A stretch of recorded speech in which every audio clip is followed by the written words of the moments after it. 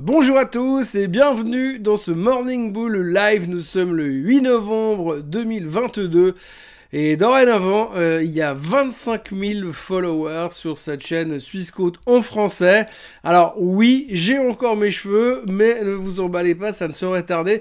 Le lundi, les coiffeurs sont fermés et je pensais pas que ça irait si vite.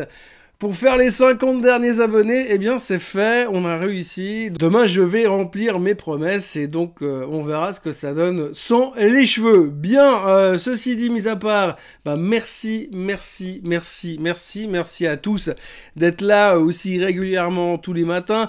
Merci à tous d'aimer visiblement et puis merci à tous ceux qui viennent régulièrement, qui se greffent de plus en plus sur cette communauté.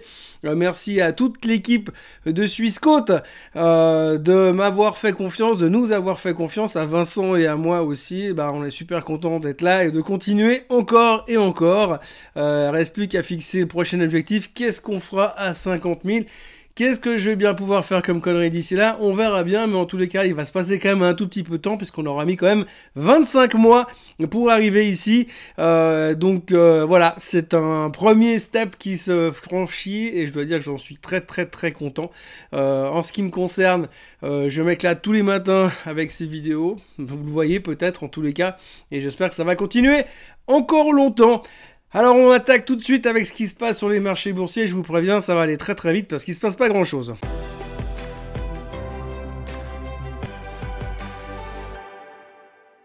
Dans le monde merveilleux de la finance, on est devenu des spécialistes de l'attente. Si vous voulez bien, alors depuis quelques semaines, on attend un signe du CPI, on attend les chiffres de l'emploi, on attend de savoir si la Fed va pivoter ou pas, on attend de savoir les résultats des élections de mi-mandat. Bref, on passe notre temps à attendre, puis dès qu'on a les réponses, eh bien on agit pendant 35 minutes et puis on commence à attendre pour la prochaine échéance. Alors là, on est en pleine digestion de ce que nous a annoncé la Fed la semaine dernière. Tout le monde se pose des questions, tout le monde se demande ce qui va se passer ensuite. Alors, je rappelle quand même que à chaque fois qu'on a eu un meeting de la Fed cette année, pratiquement, chaque fois qu'ils sont venus monter les taux, pratiquement, à chaque fois, on s'est dit le lendemain, la prochaine fois, c'est possible qu'ils commencent à se calmer. Et puis non, ils ne sont pas calmés. On s'est vautré en juin, on s'est vautré en juillet, on s'est vautré pendant Jackson Hole, on s'est vautré en septembre, on s'est vautré en octobre, et on s'est encore vautré début novembre pour nos prévisions, les prévisions qui disaient que normalement, cette fois, la Fed devrait commencer à changer son fusil d'épaule. Eh bien non. Il y a encore une semaine en arrière, Monsieur Powell nous a dit clairement non, il ne changera pas de direction, ça sera toujours la même chose tant qu'il ne verra pas une amélioration au niveau de l'inflation. Mais, comme il y a eu les chiffres de l'emploi vendredi, on a déjà les premiers stratégistes qui viennent nous dire quand on regarde comment c'est en train de tourner au niveau de l'emploi, c'est pas exclu que lors du prochain meeting de la Fed, Monsieur Powell va changer son fusil d'épaule. Donc voilà. On attend le prochain meeting de la Fed. Mais heureusement, entre deux, il va se passer plein de trucs, à commencer par les élections de mi-mandat. Donc les élections de mi-mandat, c'est ce soir, cette nuit, on devrait avoir des réponses demain matin, il y a intérêt parce que sinon on va se retrouver dans une situation un tout petit peu délicate. On est quasiment certain qu'on va avoir ce qu'on appelle un gridlock, c'est-à-dire que les républicains auront une partie du pouvoir, les démocrates une autre partie du pouvoir, et en gros il va rien se passer pendant les 2 prochaines années. Entre deux, on nous annonce déjà que le 15 novembre, la semaine prochaine, donc on a Monsieur Trump qui va faire une annonce majeure sur les réseaux sociaux. Évidemment, on suppose qu'il va déjà annoncer sa candidature à la présidence pour dans 2 ans. Comme ça, ils ont le temps de s'occuper d'autres choses, puisqu'il n'y aura plus rien à faire au niveau politique. Ils pourront s'occuper de la campagne présidentielle avec Joe Biden, dans l'hypothèse où il est toujours là dans 2 ans. Néanmoins, statistiquement, quand on regarde ce qui se passe sur les marchés boursiers après les midterm elections, la bonne nouvelle, c'est que ça monte. Alors, on a plein de prédicateurs qui ont débarqué sur les réseaux, dans les médias ces derniers jours. Et entre autres, eh bien, il y a le stratège de Morgan Stanley qui nous a sorti les bonnes vieilles statistiques de post-midterm election qui dit que systématiquement, quasiment 3 fois sur 4, après les midterm elections, le marché monte. Sauf que lui, il a affiné un tout petit peu la théorie, il a dit après les midterm elections, ça continue à monter, c'est un rallye de fin d'année, sauf si par hasard, le rendement du 10 ans continue à monter, auquel cas ça pourrait empêcher le marché de monter. En gros, si ça monte, et si ça monte pas, c'est que ça baisse. Alors là, on est en plein dans la théorie financière et les gens sont vraiment à fond en ce moment pour nous apporter plein d'informations très précises sur la suite. À noter qu'on a également eu monsieur Nouriel Roubini, mon ami Nouriel Roubini, est revenu parler. Alors lui maintenant c'est toutes les semaines, alors avant c'était tous les mois.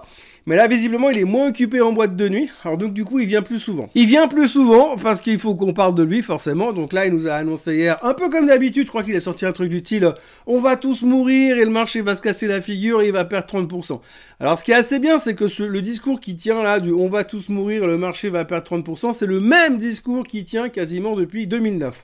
L'avantage, c'est qu'il perd pas trop de temps à réécrire les textes. Il reprend la même chose, hein. Il raconte les mêmes histoires, et puis il se gourre jamais, parce qu'il dit toujours 30%. Que ce soit à partir de 2000, à partir de 5000, à partir de 10 000, sur n'importe quelle base de référence, c'est 30% de correction sur les marchés. Comme ça, on se trompe pas, hein. On s'habitue aux 30%. On pourrait d'ailleurs commencer à l'appeler Monsieur 30%. Donc hier encore, il est venu nous rassurer, nous certifier, nous confirmer sa stratégie. On va se péter la gueule. Alors ce qui est bien, c'est qu'en ce moment, il y a plein de gens qui viennent faire des théories, hein, parce que comme c'est très calme, qu'on attend les midterms, puis après on aura le CPI jeudi, ben on sait pas trop quoi faire. Techniquement, on est au milieu de nulle part, le Nasdaq est au bord du gouffre, enfin bref, on n'est pas dans une super situation très confortable. Le Dow Jones ne semble plus jamais vouloir s'arrêter, puis aller toujours plus haut, parce que la base, c'est d'être long pétrole, et long dans des sociétés défensives qui payent du dividende. Le truc était complètement has-been il y a encore 6 mois en arrière. Et donc du coup, eh bien, on cherche des trucs pour s'occuper. Alors là, on a encore eu d'autres personnes qui sont venues parler. On a eu monsieur Jeremy Siegel, professeur d'économie, Wharton School. Comme je disais ce matin dans un autre papier, vu tout le temps qu'il passe sur CNBC, je suis pas sûr qu'il donne beaucoup de cours à l'école. Néanmoins, il est venu nous dire encore une fois que le marché immobilier allait se péter la figure, et que comme le marché immobilier se pétait la figure, eh bien la Fed n'aurait pas d'autre choix que de commencer à baisser les taux. C'est facile la finance, et puis pour terminer, cette espèce de florilège de personnes qui savent ce qui va se passer, on a eu monsieur Paul Krugman, alors lui il est quand même prix Nobel d'économie, hein, c'est comme prix Nobel de la paix, mais pour l'économie. Et puis monsieur Krugman, eh bien, qu'est-ce qu'il a dit? Lui, il a dit que selon lui, la véritable inflation, elle est autour de 4% aux États-Unis. Alors je sais pas comment il calcule sa véritable inflation à lui, mais le mec qui payait son paquet de 14 œufs, 12 $ l'année passée, qui aujourd'hui le paye 21, je suis pas sûr qu'ils soient d'accord sur la théorie des 40%, c'est une autre histoire.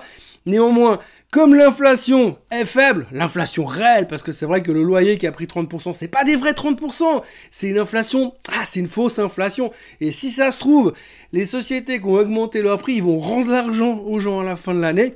Donc du coup, là aussi, monsieur Krugman pense que par rapport à ça, monsieur Powell aura le choix et l'opportunité de ralentir sa hausse des taux lors du prochain meeting de la Fed. Autrement, eh bien, je me répète un petit peu, mais c'est quand même fascinant en ce moment. On continue avec l'histoire de la Chine. Hein. La Chine qui, je vous le rappelle, va déconfiner, va arrêter sa politique zéro Covid. En tout cas, c'est ce que nous confirment régulièrement le Bloomberg et le Wall Street Journal. Et c'est ce que nous infirment les gouvernements chinois, le gouvernement chinois qui, eux, continue à dire, non, on va pas déconfiner tant que ça s'est pas amélioré. Il n'y a rien à faire.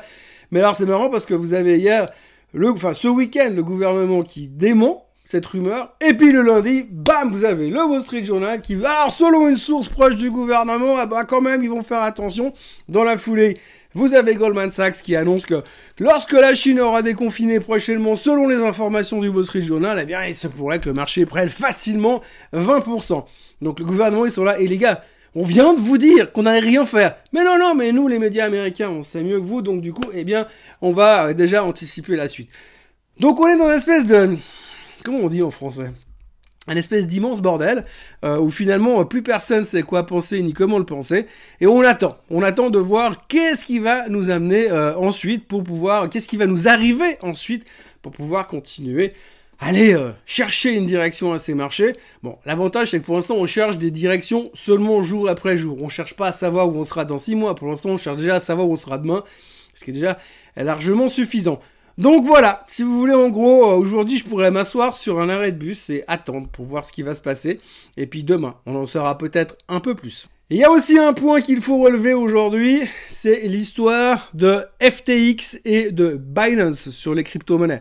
Alors vous l'avez peut-être vu, le Bitcoin est en train de rebaisser un petit peu, il y a des remous qui sont en train de se passer dans le marché du crypto. Alors je vous préviens, j'y connais que dalle en crypto, c'est pas une grande nouveauté, mais d'après ce que j'ai vaguement compris, il y a Binance qui a une participation dans le token de FTX qui s'appelle FTT, donc j'ai bien retenu, hein. Binance qui a une participation dans le token de FTX qui s'appelle FTT, ils ont décidé de le vendre. Et donc ça a mis une pression vendeuse assez massive sur le FTT, malgré qu'ils ont dit qu'ils allaient spreader leurs ventes sur plusieurs mois.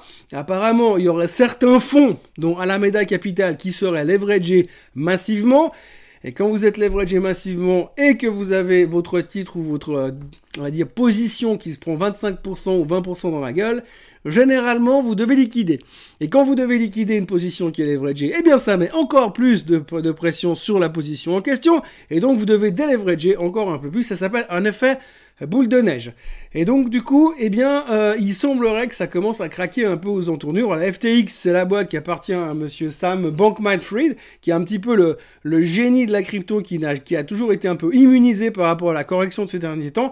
Là, il semblerait que c'est en train de changer un tout petit peu. Alors, la problématique aujourd'hui sur ce secteur-là, pour ce que j'ai pu comprendre ce matin, moi, un vieux de 51 ans, c'est que globalement, eh bien, ça pourrait quand même déclencher un espèce de tremblement de terre avec plein d'aftershocks un petit peu partout dans la crypto-monnaie. Alors, quand vous regardez un petit peu ce qui se passe dans la cryptosphère, sur Twitter, entre autres, les gens commencent à se dire que ça pourrait secouer un petit peu ces prochains temps, donc à surveiller attentivement ces prochains jours. Voilà, pour le reste, moi, je vais vous laisser aller vaquer à vos occupations qui vont se passer principalement assis sur une chaise à attendre les résultats des midterms, et puis après, on va attendre le résultat du CPI, et puis après, on verra si tous nos prédicateurs du moment ont bien eu raison par rapport à la suite des événements, ce qui devrait se résumer plus ou moins à du pile ou face, par rapport à ce qu'on a vu ces derniers mois. Mais d'ici là, c'est pas parce qu'on a atteint les 25 000 followers qu'il faut s'arrêter là. Je vous encourage à vous abonner à la chaîne Swissquote en français, à liker cette vidéo, à me proposer le prochain objectif que je devrais faire. Qu'est-ce que je pourrais bien faire de stupide quand on arrivera à 50 000 followers. Et puis autrement, passez une excellente journée et je me réjouis déjà de vous retrouver demain avec un look un tout petit peu différent. Passez une très bonne journée. Bye bye.